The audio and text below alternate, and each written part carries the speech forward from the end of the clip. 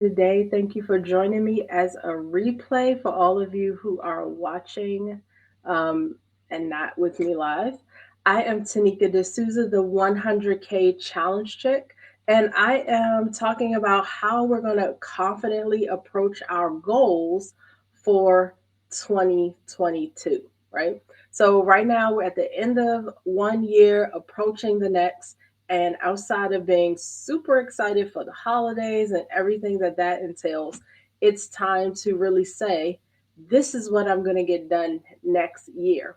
And for a lot of us, those goals and what we want to accomplish are big, right? Why play small when you're planning, right? Why make your plans little when you can go all in? So, what I find right now as a business coach is when I'm talking to people who have their businesses established and they might be in the first 1 to 3 years. So they're still making sure everything is developed properly, getting the ideal clients, and then understanding how to target market to them. The big thing that they do, especially around now, is to say, look, I'm ready to go all in, forget the fear, forget all these other things. It's time for me to just go big, right? It's kind of that go big or go home mentality is what we're going to get between December and January of like how I'm going to tackle my year. So, I'm going to give you guys a few tips and I actually wrote it up as a training. So if you're watching live, the link is already in my bio, whether you're on Instagram or Facebook. The link is in the bio that tells you how to get the money ladder. That's what we're going to work through. But I wanted you to understand that this is a roadmap and a training. It's a free training too for you to understand how to accomplish bigger things and where you're supposed to start. So the money ladder, the workbook looks like this. The money ladder has my name on it, but I want you to visually be thinking of yourself as a ladder, right? Because a lot of us are like, you know what? I'm just going to get this done. Like they're aiming at the top of the ladder. And it's like, well, what comes before that? What are the steps I should be taking in order to get that done? So get your money ladder workbook. It'll absolutely walk you through what you should be doing. There's also a video training that goes with it.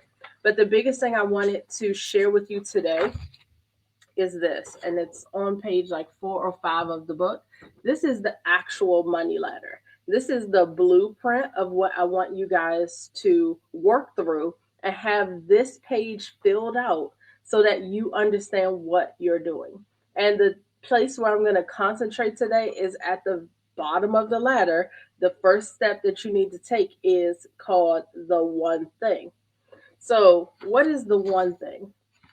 For anybody, right? If you're saying, here are my big goals, this is what I want to accomplish, the one thing really focuses in on what is the one thing you want to be known for? What is the one thing you want to accomplish? What is the one thing that you're ready to build right now? And the reason why I want you to approach it first with what is the one thing is because often we start thinking, oh, I'm going to do all this. I'm going to host a conference, do this thing, write this book, blah, blah, blah. And the reality is, you've never been able to accomplish that many things in one calendar year. Most people don't. So it's better for you to understand what is the one thing that I'm trying to get done. What is the one thing I'm going? So in this workbook, it's talking about you starting your business and building your business, and it asks you the tough question: what is the one thing you want to be known for? Because a lot of you, especially when I have brand new people to my business coaching, they are all over the place. And I have to show them how confusing that looks to their clients, how confusing that is to people who are working with them because they're constantly trying to do 10 things. So if you are the person who's saying, well, I want to help families make more money, okay, you can be a little more specific. Excuse me, but that person may have come to me and said, excuse me, I'm going to help them save money in their travel. So now they're a travel agent. I'm going to help them budget So they also do the financial stuff, the budgeting, and all of those things. They're going to help that family save money in their shopping. So they're part of one of those shopping groups. And they think that all of this stuff makes sense. But what it does is confuse the heck out of your client, and confused people do not buy. So the first thing that I do with anybody that's working with me is to ask you, what is it that you want to focus on? Could that thing have multiple streams to it? Absolutely. But what you can't do is be in four different industries, especially as you're just starting. So, focusing in on the main thing that you want to accomplish is, I'm going to say, one of the biggest steps you can take, because it gives you clarity on how you're going to move forward.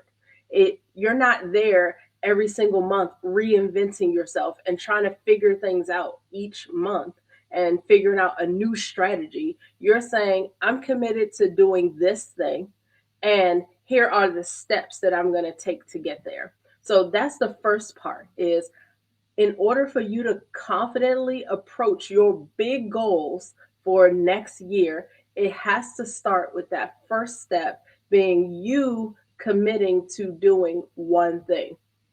What I've learned is, what most people will say, this is what I want to do. And as they start to approach that specific thing, they realize, oh, I have to do this first, and I have to get this done, and I have to get that done. But they understand what they're working toward, and they will get it done. Versus the person who says, well, I want to just help 1,000 families and I'm going to help them in all these four ways. You never spend the time to execute any of your one ideas well. So basically, none of them are executed well. So for that person that I described, they're doing travel aging, couponing, budgeting, all kinds of other things. And I get it. I get the commonality in it all, but it's confusing. And you're never going to be a really great travel agent or a budget person or whatever else you're considering doing when you're trying to do all of those things at one time.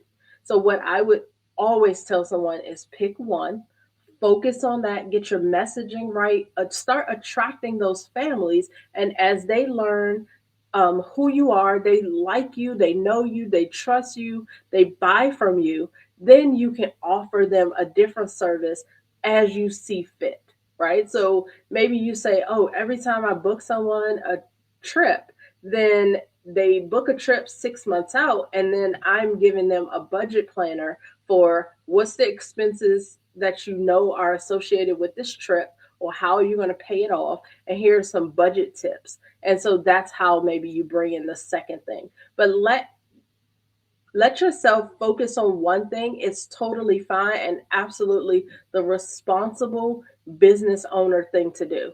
For a lot of you, you feel like it's responsible or a good idea to spread yourself thin, to try to tackle everything, because this is the year you're going to be Superwoman mixed with Wonder Woman mixed with like all the superheroes all at one time. And that's just not possible. If you study anyone who has started businesses, amassed a lot of wealth, they started in one area. Even if you think about different stores, right? I did a post several months ago because we were driving what was that, Route 1. My husband, we were somewhere way up north. I know my son went to visit a college in Vermont. So this could have been our trip back home, driving from Vermont. And he wanted to take Route 1. I think that's the story. But either way, as we're driving, we're seeing all these different stops. And my husband likes Panera Bread, right? My son and I, we don't love Panera Bread. We'll eat it, but I'm not ever gonna sit in the car and be like, oh, I can't wait to have a sandwich, right? I'm, I'm not gonna say that, but my husband would. So we go into Panera Bread, and this is when I discovered that Panera Bread now has pizza. And I was excited about that. So I ordered the pizza. It was okay. And it's primarily because I'm so picky that I'm like rearranging stuff. And by the time I actually was eating it, it wasn't even that hot anymore. That's my own personal problem. But the point here is, Even for an establishment like Panera Bread, they started with their baked goods. They started with their breads and their bagels, and then they start realizing, oh, we're more of a cafe, so let's add the coffees and drinks. And then they started adding lunch menu items, and now we have enough menu items that the person who wasn't even excited to go to Panera Bread can find something like pizza, salads, wraps, all kinds of other things, interesting sides, soups. They have all kinds of things now. But what I'm telling you is what you do in your head is walk into an establishment like a Panera Bread or any other company, and you see what has taken them years to produce, a lot of money and a lot of brand clarity, right? And you believe that you can do that from the beginning. And I'm telling you, that is not the case. So almost every company, you can trace their origins back to where they started, and it was absolutely small. They understood their client, and as they understood that client, they were able to add more things that made sense to their brand. Because nobody thinks of the name Panera Bread, I'm going to go get um, a pizza. But now I do because my husband likes their sandwiches made on that bread, and now I have an alternative, and I'm sure they make that the dough or something fresh in their bakery.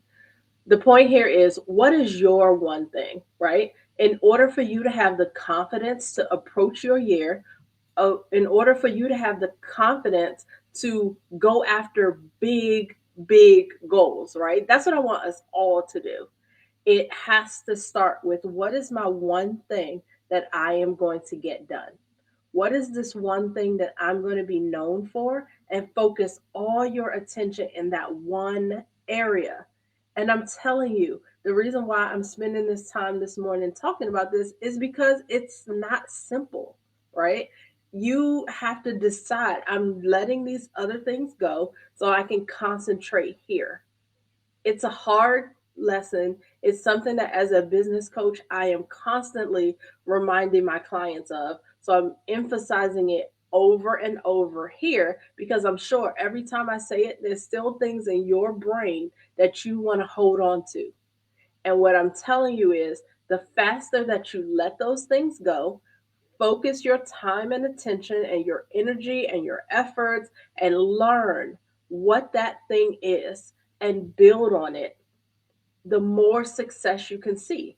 Because if Panera was like, "Hey, we have pizza, we have sandwiches, we have soup, we have this," people are like, "Do you know how to make all that stuff? Like, aren't you a bakery?" And they wouldn't have any confidence in that. But because I loved your bread, your muffins, your pastries, your bagels, all those things, and then you added some really great drinks on there, now I can trust, oh, I guess you can take that bread and make a really good sandwich. Oh, wow, these sandwiches are great. I want more food options. They allowed those things to grow in their business. And so I want you to give yourself permission to allow those things to grow. You don't and you can't do them all at the beginning. You have to choose what is the one thing I'm going to be known for. I want you to own that industry. I want you to run with it. I want you to just say, this is my thing, and then start to build. The Money Ladder workbook is going to take you through what is this one thing. And I didn't give you a lot of space because I don't want you to write 80 things in here. I want you to hone down to one, maybe in a long sentence if you need it. And then the second step is how are you turning that into money? What is the way that you can take that idea and make a consistent $1,000?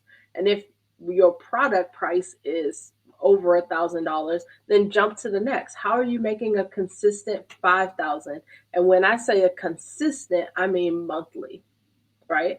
And so you can take that to say, okay, well, this is what I'm going to do in a month, and then I'm going to figure out how to do that every week, and that will get you absolutely to hit your 100K business revenue in a year.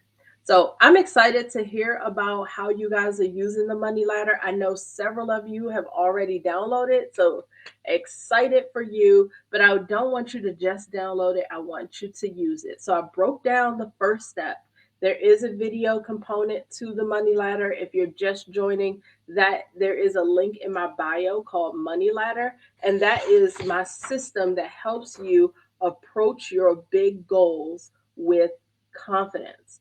It is all about helping you figure out what the goals are, but also not just create, this is my idea, this is my goal, but how can I make money with this? Because to me, if you have a really great goal, but you can't make money with it, or the person you're targeting cannot pay you, that's not business. That's a hobby. That's a charity. That's a ministry. That's all kinds of other things except business. Business is where you say, this is what I'm doing, and this is how I'm going to make money doing it. They're burning stuff in my house. This is my regular life, y'all. I'm going to end. Y'all have a great day. Get your Money Ladder workbook. It has a video component that you can work through. Y'all have a great day.